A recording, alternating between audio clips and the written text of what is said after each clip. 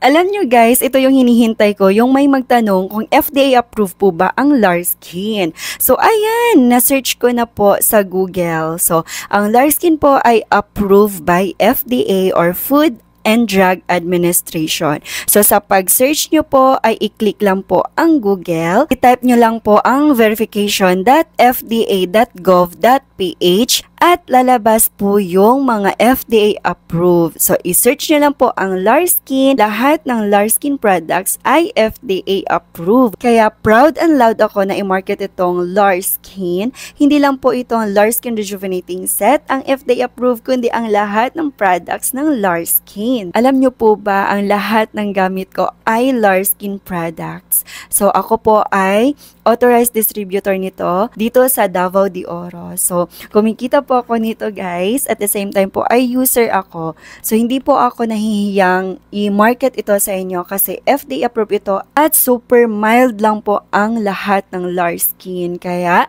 kung gusto nyo pong i-try ang Larskin products, ilalagay ko po ang link sa comment section and sa Yellow Basket na rin. So check out na sa aking Yellow Basket. Thank you!